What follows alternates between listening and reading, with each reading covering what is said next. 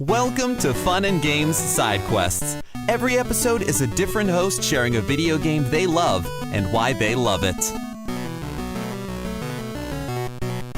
Hey there, everyone. My name is Nomad, and I come from the retro wildlands. It's a retro gaming podcast where I share my thoughts and experiences with a video game that I discovered or rediscovered while roaming the gaming wildlands.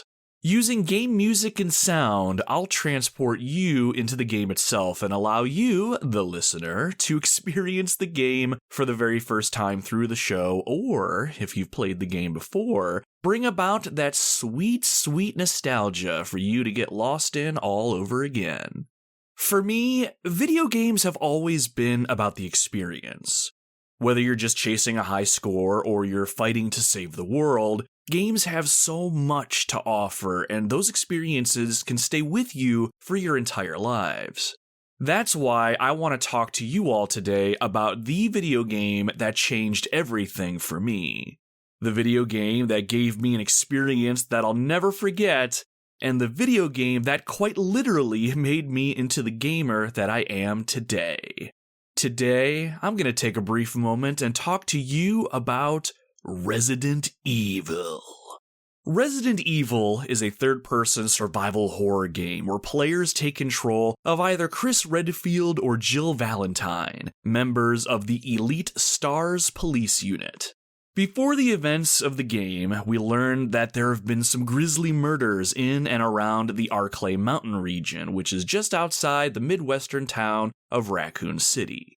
The S.T.A.R.S unit sends in their Bravo team to investigate the mountain area, but soon, all contact is lost.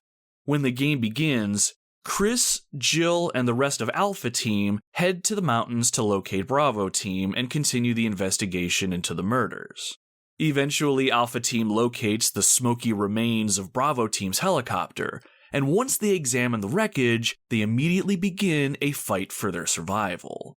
Enter the survival horror. Now, if you're a gamer of any caliber, or even a passive fan of pop culture in general, I'd be willing to bet that you've heard of the Resident Evil franchise at the very least. To date, there are over 24 games in the series. We have the original 3 on the PlayStation, which solidified the survival horror genre, Resident Evil 4, 5, and 6, which took the series into a more action-oriented direction, Resident Evil 7 and 8, which more or less took the series back to its survival horror roots, and a pile of other entries and spin-offs that have created a crazy universe full of unique characters, villains, and spawned a storyline that, I argue, can be as convoluted as a Hideo Kojima game. But for me, and I'm sure some of you listening, it all started with the original Resident Evil, and it is a game that will always be special to me. When I was around 12 years old, my parents brought a PlayStation into the home, and it quickly overshadowed my Super Nintendo. Games started to become something more than just chasing a high score with Mario and Yoshi, and I was hooked on the idea that games could be more than that. One day, my stepdad came home, and he had a PlayStation game in his hand. He noticed my curious glance and decided to show it to me. On the cover was a man holding a weapon, and on his face was a look of absolute fear. Well, it was more like a face that you make when you step on a Lego, but back then, it sure as hell looked like fear. The red letters at the top of the CD case, though, immediately caught my eye. Resident Evil. Then my eyes noticed the M for mature ESRB rating. I couldn't help but smile a little. What sort of game was this, I wondered to myself. As if reading my mind, my stepdad answered me. This game is called Resident Evil, and you are not allowed to play it.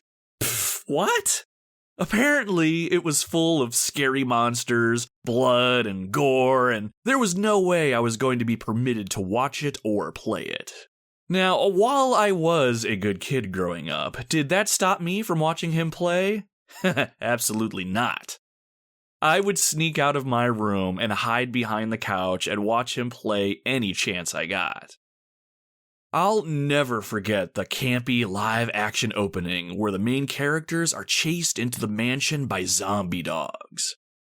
Never in my wildest dreams did I ever think I would be watching movie-quality graphics on a game console. I'll never forget the terrible voice acting, as the members of Alpha Team tried to understand what happened and where they were. Really, the sheer concept of voice acting and hearing my characters talk was mind-blowing at the time as well, regardless of how they sounded. And I will never forget that very first zombie that slowly turned its head and locked eyes with you before slowly getting to its feet, eager to take a chunk right out of your character's neck. The whole idea behind this game was fascinating to me. What was going on? Why were all these monsters around? And more importantly, how can we survive? Eventually, my stepdad figured out that I was sneaking out of my room to watch him play, and he relented. Eventually, he allowed me to watch him play. I think what got me caught was a squeal that I made when a monster jumped out at my stepdad's character. He wasn't mad, though, and soon we actually bonded over the game pretty quick. He and I took turns playing the game together, trading off when one of us got stuck or met an untimely death. Everything about the experience kept us glued to our seats. The game itself was a little hard to control, but I actually developed a love for the old school tank-style controls. My stepdad had a hard time moving around sometimes, but I became an expert, dodging around zombies and running past threats with relative ease. Your characters in this game had a limited amount of inventory space, so we had to learn how to balance carrying weapons, healing items, and other items while making sure we have the ability to pick up anything new that we might need. Anytime we took a hit from a monster, it felt weighty due to the limited amount of healing items around. Resident Evil actually started to teach me how to make basic tactical decisions on the fly. Do I use my limited ammo to neutralize a threat for good? Or do I save my ammo for something else and risk damage by constantly evading my enemy? At the time, there was no game quite like this from a storytelling standpoint. While the voice acting and overall presentation is nothing like games nowadays, that didn't and does not matter. As my stepdad and I explored each room, we feverishly looked for clues, both tangible and in the environment, that would tell us more about what was happening. I remember finding the iconic Keeper's Diary, which was written by a man who was slowly turning into one of the undead. With each turn of the page, his mind regressed further and further. The final page of the diary simply said, "For itchy tasty." I remember a shiver running down my spine at the exact moment a zombie burst out of a closet behind our character. I practically dropped my controller, but somehow I found a way to survive the encounter. Encounters like this were pretty commonplace around the mansion. I'll never forget the long L-shaped hallway where the zombie dogs burst through the hall window without warning. I argue that moment is one of the most iconic in video game history, and I can guarantee most of you listening who went through that experience will never forget it. Or how about when you encounter the Hunters, the big green lizard-like monsters that run at you with blinding speed? I'll never forget the moment one of them instantly decapitated our character, and all my stepdad and I could do was watch with our mouths wide open as a pool of blood poured out from our character's neck and the screen faded to white. Another thing that will always stick with me when it comes to Resident Evil is the creepy atmosphere that was made possible by the game's sinister soundtrack. Walking around the mansion was always tense, and even though the backgrounds were all pre-rendered, I half expected a zombie to burst through a door at any moment. Sometimes what the game did really well was how it used the absence of music in order to drive up the tension. Nothing got my heart pumping faster than walking into a room, unable to see everything in it due to the static camera angles, and hearing only my character's footsteps as I made my way further inside. Super Mario World may have brought on feelings of joy as I completed each level and unlocked new stages, but it could not immerse me in its universe quite like Resident Evil did, and that feeling of immersion was a dopamine high that I needed to survive. When my stepdad and I finally unraveled the mystery of the mansion and the monsters within it, the game went on to end in spectacular fashion. While I'm not a huge fan of the quote-unquote self-destruct sequence in most games, there was something thrilling about escaping with the music pumping and the area's alarm blaring. And once the timer popped up on screen, counting down to our demise, I could feel my palms getting sweaty.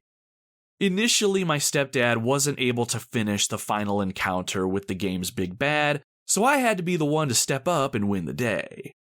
I'll never forget launching that rocket into the chest of the tyrant and seeing all of its parts and pieces flying all over the place just as Brad in the helicopter above came down to finally get us the hell out of there. The original Resident Evil is an amazing game to me for a lot of reasons.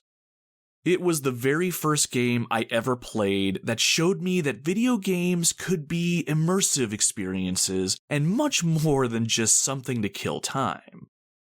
It opened a way for my love of the survival horror genre as a whole, and since playing Resident Evil, I cannot get enough of that type of experience. While I think the remake of Resident Evil is the definitive way to experience this game, the original will always be my first and favorite. This game is also amazing because it allowed me to bond with my stepdad.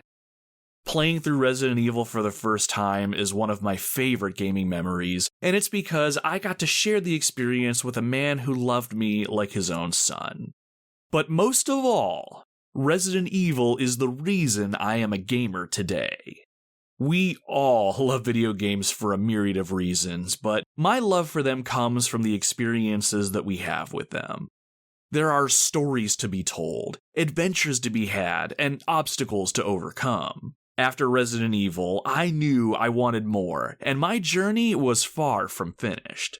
I've learned several life lessons by experience video games, and they continue to shape my life to this day. I'm sure if you're listening to this right now, you have that one video game that launched you into the gamer that you are today, or even the person that you've become over time. But don't let it end there. Continue to lose yourself in gaming experiences.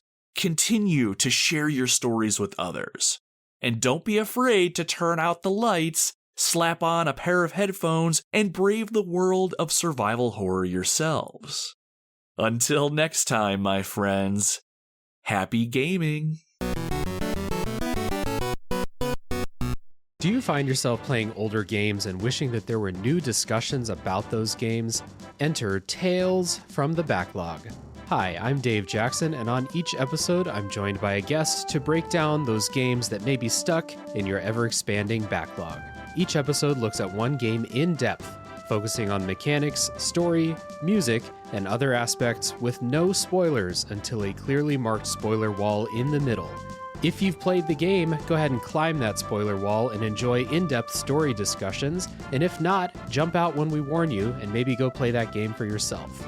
We have over 100 episodes in the feed, everything from Disco Elysium to Tunic to discussion episodes about how to get into horror games, and if games actually need to be fun, or if they have more to offer. I guarantee that there's something in there for everybody. Once again, that's Tales from the Backlog, available wherever your podcasts are found. CPOV. CertainPOV.com.